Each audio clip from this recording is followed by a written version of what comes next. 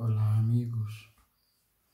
Hoje deveríamos estar a falar do nascimento do amor sagrado, mas tendo em conta as dúvidas suscitadas pelo último vídeo, decidimos continuar com o tema passado para ver se podemos esclarecer melhor e responder a estas dúvidas. Portanto, antes de mais, há que dizer que Platão não estava contra o amor homossexual. Quando digo Platão, digo imediatamente, como sempre, Sócrates e os discípulos mais próximos, aqueles que defendem a linha dura do pensamento socrático. Portanto, eles não estavam contra a homossexualidade. A preocupação deste grupo, o grupo socrático, platônico, tinha que ver com o tipo de educação política que os homossexuais, portanto, a prática da homossexualidade, a sua influência na cultura e na política, portanto, as consequências, naturalmente, desta educação. E trago aqui dois textos onde Platão reflete isso, o diálogo de Sócrates. E o primeiro texto seria, portanto, o texto de Alcibíades. Alcibíades, que já também aparece no banquete, é um daqueles que vai dar um testemunho negativo contra Sócrates, tal como já vimos na vez passada com Aristófanes. Mas aqui, Alcibíades, de que estou a falar, é Alcibíades que tem um diálogo, que traz um diálogo do próprio nome, do nome de Alcibíades, e que é um diálogo que se baseia ou que vai refletir sobre a vocação política, o candidato à política. E Alcibíades, naturalmente, era um candidato à política. Não estamos aqui a falar do povo de Alcibíades histórico, que é por aí fora, mas este é Alcibíades do diálogo de Sócrates, que também tinha relações com Péricles, relação familiar com Péricles, que tinha sido educado por Péricles e por aí fora. E neste diálogo, o que nós vamos encontrar é Alcibíades que se candidata, que quer candidatar-se para ser um governante, para ser um responsável político em Atenas. E Sócrates começa logo desde o início do diálogo a mostrar-lhe que tinha sido enganado. E Sócrates começa no diálogo chamando-lhe pelo nome do pai. Não diz Alcibíades, filho de Clínias. Quer dizer, portanto, pelo nome do pai. Então ele diz, onde estão? Ele pergunta, onde estão os teus amigos? Os teus amantes, os teus namorados? Diz, não me digas que fugiram, que te fugiram. E então ele diz, olha, eles sempre amaram aquilo que tu tens. E eu, pelo contrário, sempre amei aquilo que tu és. E Sócrates começa a mostrar-lhe precisamente a questão do corpo. Como é que ele foi enganado, como é que ele foi usado e por aí fora. E cuidado, que Sócrates não estava a dizer que a prática homossexual ou o amor homossexual consistia precisamente no uso dos outros. Não, não é isso. O que ele estava aqui a dizer, o que estava a dizer, tem precisamente que ver com a educação daquela pessoa que vai amanhã poder desempenhar uma função política. É o que está aqui em causa. O que está em causa é precisamente a disparidade que havia na relação. Então diz Sócrates, eles amaram aquilo que tu tinhas e eu amei aquilo que tu és. Diz, repare só, quando a gente começa a ficar velho, ou velha, começam a aparecer muitos problemas. Ruga, peso, cansaço. Então aí começamos também a ver quem são verdadeiramente aquelas pessoas que dizem que nos amam. Isso é o que aconteceu contigo. Então depois Sócrates diz, repare só, tu queres ser candidato a político. Ok, diz-me lá o que é que tu tens de mais-valia que tu podes dar aos gregos.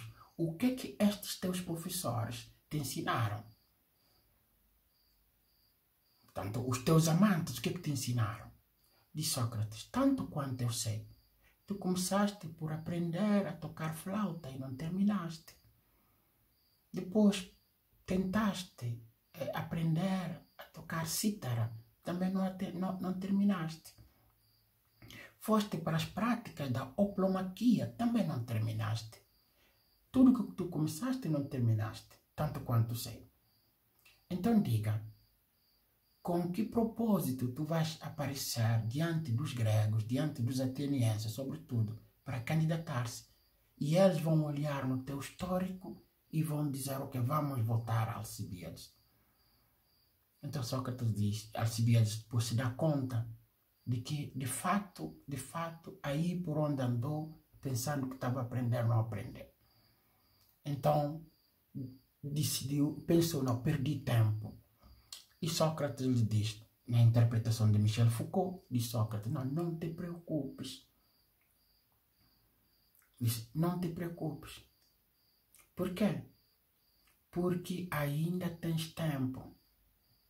Tens tempo para quê? Tens tempo para aprender. Tens tempo para te cuidar. Só que tu tens que te perguntar o que é aquilo que tu tens que cuidar. Já o cuidado não vai ser como era naturalmente antes com os amigos, aqueles que te acompanhavam. Ok? E portanto, o que Sócrates aqui tentou demonstrar é que precisamente o tempo que Alcibíades passou com os supostos namorados que estavam para lhe ensinar, não lhe ensinaram nada. E é isto que Platão, portanto, vai criticar, através de Sócrates, vai criticar. E quando eles vão ensinar, eles vão cobrar o favor que fizeram. E depois, no outro texto, o texto de Laques, o texto onde os irmãos Lisímaco vão aparecer a pedir conselho a dois generais famosos, portanto, gente que tem prática de batalha, de oplomaquia e por aí fora. Então, vão pedir a Laques, o texto se chama Laques, o diálogo de Laques, e onde os protagonistas vão ser os irmãos Lisímaco, juntamente com Laques e Nícia, que são dois generais. Então, vão pedir a estes para lhes dizer que tipo de educação eles podem dar aos filhos.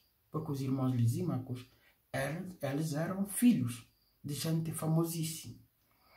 Só que dizem eles, os nossos pais nunca prestaram atenção suficiente a nós. Nunca nos prestaram atenção suficiente. Eles se dedicaram mais à questão da cidade, à questão pública, e de nós mesmos não cuidaram. Então nós viemos cá com os nossos filhos. Disse, nós agora chegamos à idade de trabalhar, não temos como trabalhar. Porque não basta que nós digamos à sociedade, nós somos filhos de fulano, para que a sociedade nos dê emprego. A sociedade tem que saber que nós sabemos fazer algo. E nós nos damos conta que não sabemos fazer algo. Repare só. É que, apesar de serem filhos dos famosos, estes famosos lhes entregaram aos mestres. Portanto, aí no ginásio e em outros sítios. E é este tipo de educação que Sócrates vai criticar. Porque eles dizem, não, nós não sabemos fazer nada. Os nossos pais não se preocuparam conosco. Não nos cuidaram. Entregaram-nos aos outros. E eles não nos cuidaram. E agora, os nossos pais já morreram. Nós estamos aqui, não podemos encontrar emprego porque não fomos formados. Agora não queremos que os nossos filhos passem também pelo mesmo. Então foram ter com os dois generais. E, portanto, estes generais começaram a tentar ver que tipo de educação podiam propor.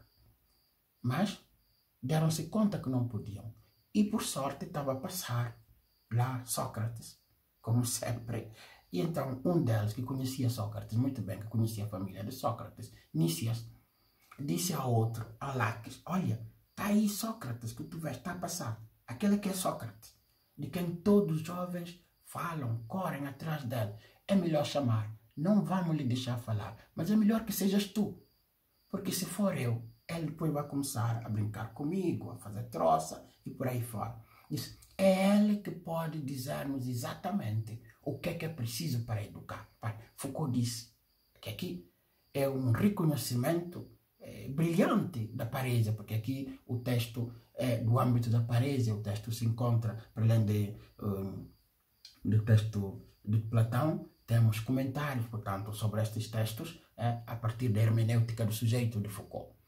E Foucault diz, é o reconhecimento da Parésia.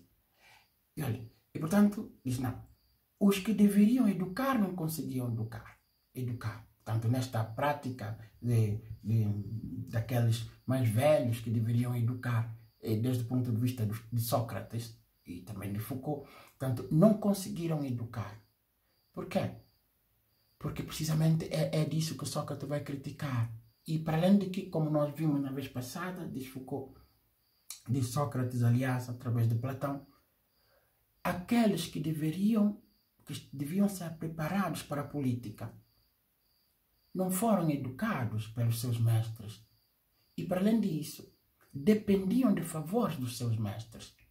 Então aquele que deveria ser político não pode depender de favor.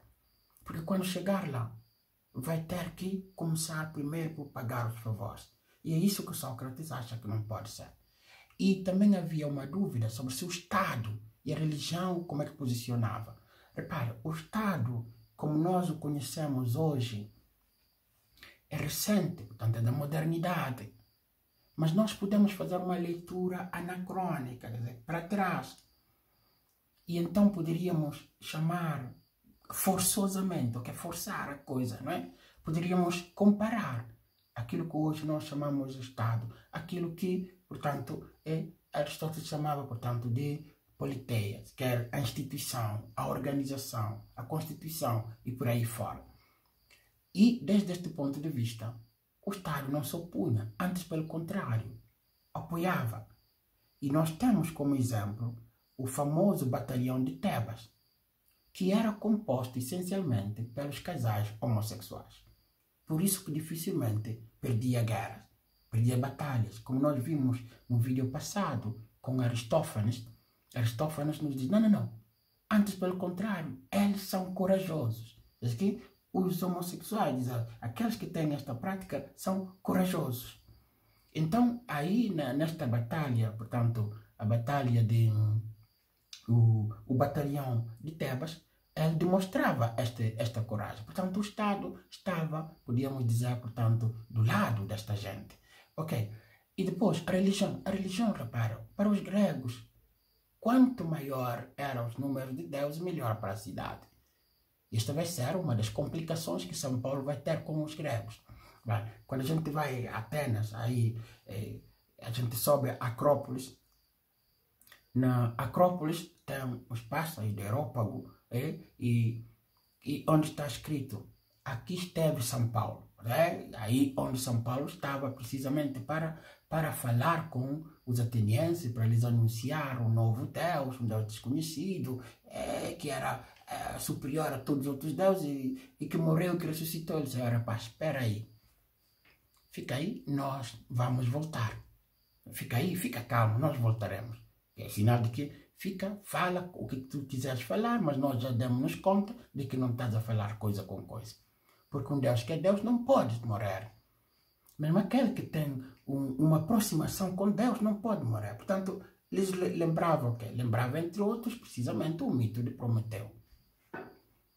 Que tinha isso e que depois vai ser castigado e por aí fora. Portanto, para dizer que a religião naturalmente, a religião não proibia e o Estado também não proibia. Muito obrigado.